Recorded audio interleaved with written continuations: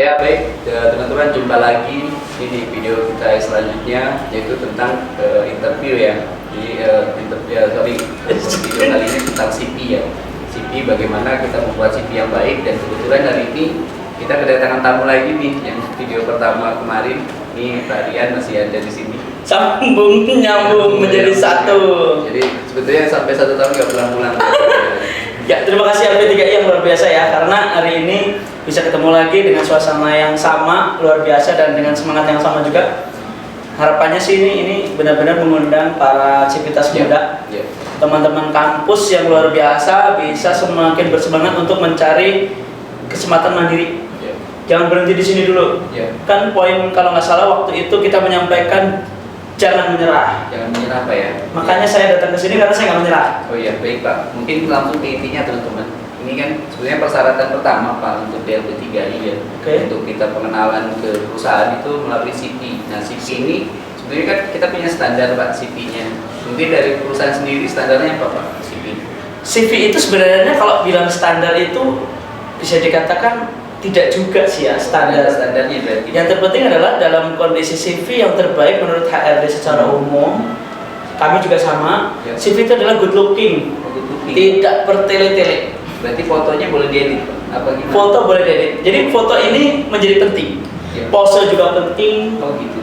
Yang muka-muka kurang celing boleh dicelingin dulu karena love at first sight. Oh begitu ngelihat mukanya udah langsung. Biasanya kalau lihat mukanya Pak Rizky ini langsung cocok jadi perbankan gitu. Kalau saya mungkin cocok jadi tukang parkir, nggak apa-apa. Yang namanya orang melihat yang bebas gitu. Tapi yang terpenting bagaimana membuat CV ini menjadi menarik, karena salah satunya memang betul fotonya. Foto untuk CV yang bagus adalah berpose yang formal. Tapi jangan terlalu kaku seperti zaman kita SD begini. Berarti fotonya harus formal ya. Foto formal betul. Formal berarti pakai kemeja Pak ya, bukan pakai kaos ya. Jangan pakai kaos, karena boleh sih pakai kaos, tapi kalau misalnya gini, ada perusahaan yang memang bebas lah. Karena sekarang kreatif mungkin casual lebih bagus. Casual itu kenapa lebih bagus? Karena netral, bisa dipakai untuk melamar bekerja di mana pun. Kita pakai baju putih warna-warni dengan blazer atau dengan jas, itu bagus juga. Tapi kalau misalnya pengen sesuai dengan passion kita, misalnya kita seorang kreator multimedia, itu pakai dengan kaos yang santai, senyum yang lebar, itu nggak ada masalah. Yang terpenting adalah menunjukkan kreativitas kita bagaimana. Apakah kreativitas kita itu sampai hanya sedikit warna atau tulisannya terlalu berlebihan, juga hati-hati. Berarti pertama teman-teman tadi di CV itu harus ada foto ya. Mungkin selain foto Pak ada beberapa isi, misalkan ada dari biodata diri, terus nanti ada pengalaman, ada dari pendidikan, terus nanti ada referensi. Nah, mungkin yang terpenting dari poin-poin itu apa ya Pak? CV ini sebenarnya memang bagaimana kita menceritakan diri kita, tidak bertele-tele tapi bobotnya bagus. Oh gitu ya. Biodata harus lengkap. Biodata lengkap, betul. Jadi saya pernah membuat salah satu konten di podcast lah, di video kami juga menyampaikan bahwa bagaimana isi dari CV itu tidak bertele-tele, yaitu bagaimana si pemilik CV ini namanya harus sesuai dengan KTP, tidak boleh pakai nama alias. Nomor HP. Nomor HP ini penting, kadang hanya mencantumkan satu nomor HP. Padahal yang namanya jaringan seluler itu terkena angin sedikit hilang, tertutup gunung hilang. Kesempatan itu kadang HRD hanya menelpon 1 atau 2 kali. Oh berarti nomor HP itu teman-teman harus aktif ya. Betul. Cantumkan 2 tidak apa-apa. Cantumkan 2 itu lebih bagus sebagai cadangan. Biodata selengkap mungkin, mulai dari status, mulai dari alamat, mulai dari sekolah, kita tuliskan pengalaman sekolah terakhir boleh. Pengalaman organisasi juga kita boleh sampaikan, tapi kalau misalnya pengalaman kita terlalu banyak jangan sampaikan, karena takutnya hanya mengisi kertas CV itu jadi terlalu banyak isinya. Kalau untuk alamat palsu misalkan ada nggak Pak? Alamat palsu itu ada. Kadang kita menuliskan alamat tidak sesuai dengan KTP itu sudah berarti palsu. Sudah dianggap palsu. Palsu sih tidak, tapi takutnya ada surat yang menuju ke sana atau panggilan kerja menuju ke alamat itu akan jadi masalah. Padahal biasanya yang paling aman adalah kita menyampaikan sesuai dengan KTP saja. Oh, berarti teman-teman tipsnya kalau teman-teman melakukan di CV itu alamatnya alamat sesuai dengan domisili atau sesuai KTP ya Pak? Sesuai KTP saja dulu. Kalaupun misalnya kita domisili misalnya kita KTP asli Subang, kemudian kita bekerja di Cilegon nih. Bagaimana kita menyampaikannya sesuai dengan sesuai KTP. Betul, sesuai KTP dulu. Nah, sampaikan pada saat nanti ada sedikit penjabaran bahwa siapakah saya di sana. Saya Rizky, 23 tahun, sekarang sedang bekerja di perusahaan salah satu di Provinsi Banten misalnya. Jadi contoh ya, ya, contohnya seperti ini ya. Betul. Jangan lupa cantumkan pengalaman yang sesuai dengan yang akan kita lamar. Berarti pengalaman itu berpengaruh dengan posisi yang akan dilamar. Betul. Jangan sampai kita pengen lamar akuntansi, tapi pengalaman kita hanya maaf nih, kita atlet taekwondo saja. Berarti itu nilai plus Pak. Nilai plus. Pengalaman itu sesuai dengan posisi yang diambil. Posisi yang diambil. Jadi jangan sampai, kalaupun misalnya tidak ada, cobalah cari kegiatan yang berhubungan dengan hitung-menghitung. Kalau misalnya kita bicara tentang tadi mau jadi akuntan ya, kan kadang namanya anak kampus baru lulus itu kan kita tidak punya pengalaman kerja Pak. Jadi kalau misalkan pengalaman magang nih Pak, kan kebetulan banyak anak-anak yang memang sudah di R3 kan diwajibkan untuk magang. Nah itu bisa nggak nilai plus buat di CV itu sendiri? Sangat bisa, karena magang ini memiliki kesempatan untuk berlatih bekerja. Jadi kalau misalnya memang pernah magang di satu perusahaan, ceritakan secara dekat saja. Masukin saja.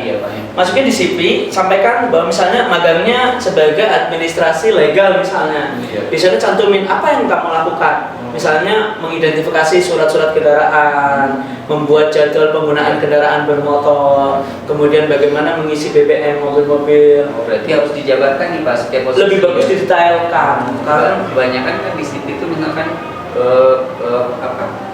yang pernah misalkan posisi pajak. Hanya itu saja, pajak itu aja. Nggak pernah dijabarin itu Pak. Berarti lebih bagusnya teman-teman harus dijabarkan. Lebih penting dijabarkan karena lebih spesifik. Keahliannya apa sih gitu? Pajak itu kan banyak, ada pajak industri, ada pajak perorangan, terus pajak pendapatan dan sebagainya itu kan ada. Sama dengan kayak legal tadi itu ada yang ngurusin mobil, ada yang ngurusin security, ada yang ngurusin apapun masing-masing. Jadi nanti perusahaan akan melihat ternyata pengalamannya cukup banyak. Aktivitasnya tidak hanya sekedar magang mencatat gitu loh misalnya. Pak ada lagi nih Pak, misalkan kan banyak perusahaan-perusahaan asing, biasanya mereka bukan via telepon Pak informasinya, biasanya via email ya.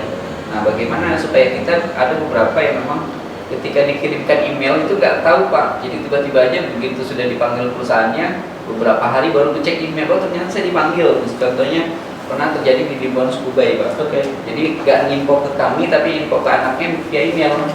Begitu udah satu hari panggilan ternyata kok saya dipanggil sama Nipponnya gitu. Jadi telat informasi itu. Bagaimana itu Pak? Jadi begini, teman-teman yang melakukan rencana untuk melamar pekerjaan, ketika sudah memberikan lamaran pekerjaannya, jangan sampai tidak memantang, misalnya melihat sosial media kita, email WA. Berarti selain email ada WA Pak ya? WA bisa, atau medsos lainnya untuk dijaga lebih sehat. Medsos jangan untuk, ya mohon maaf nih, bersampah-sampah ria. Yang negatif dihapus dulu kalau pengen melamar pekerjaan, karena banyak HRD yang menelusuri kita melalui media sosial.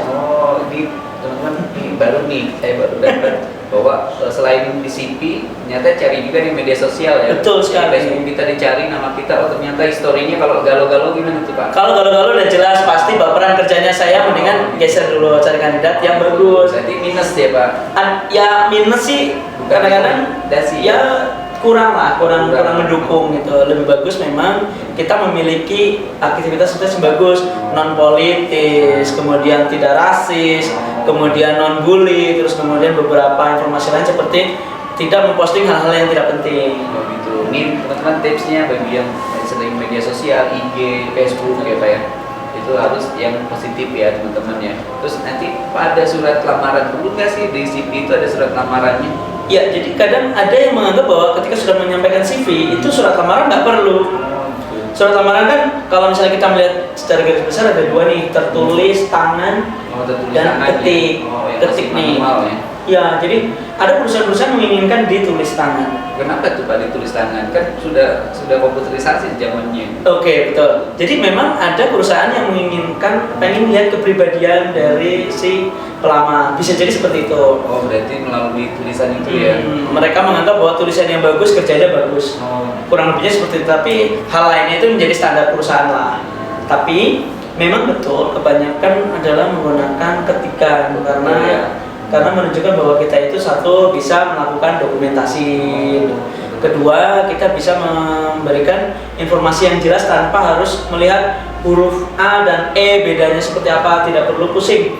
Jadi intinya jangan sampai teman-teman melamar, akhirnya pusing melihat tulisan udah pusing duluan. Jadi mendingan tipsnya kalau misalkan dari yang manual, kalau misalkan teman bikin surat lamaran manual ya, berarti dari kepribadiannya kelihatannya. Bisa jadi gila dari kepribadiannya. Ya, kalau misalkan dari komputer berarti teman-teman dokumentasinya bagus apa enggak. Betul. Situ, ya. Kadang kan gini Pak, sudah mengetik tanda titik koma itu masih ngacak. Samping kiri, batas kiri, paragraf, huruf besar itu kadang-kadang terabaikan. Terlihat bahwa belum siap. Belum siap. Ada juga yang hurufnya besar semua, Pak ya. itu sudah jelas sekali kayaknya bakal tereliminasi dulu karena hal dasar yang menunjukkan bahwa dia mau datang dengan kita adalah kesiapannya. Kayaknya dengan CV ini teman-teman kayaknya tertarik nih kita dari CV tadi dari CV yang sudah kita olah. Kayaknya nanti kan setelah CV ada interview ya. Betul sekali. Nah, bagaimana tuh Pak triknya untuk interview? Nanti teman-teman kita lihat di video selanjutnya. Jangan lupa di subscribe ya Pak. Subscribe dulu, nanti kita akan kasih. Ya. Jadi interview nggak boleh dibahas sekarang ya? Ya, nanti di video selanjutnya aja. Ya biasanya memang kalau habis CV kita menuju ke tesnya. Salah satu tes adalah interview. Ya. Ada yang interview dulu, ada yang tes psikotes dulu. Gitu ya. Tapi tergantung perusahaannya. Oke, teman-teman kita lihat di video selanjutnya. Jangan lupa subscribe, like, di komen juga ya. Kasih semangat buat kami nih ya. Nanti kalau ada pertanyaan kita di ini juga loh ya. Nanti kalau ada pertanyaan yang bagus nanti kita balas di komen, atau kalau misalnya ada saran untuk membuat video yang bagus selanjutnya silakan teman-teman di komentar. Nanti tim kreatornya bikin video bagus. Siap.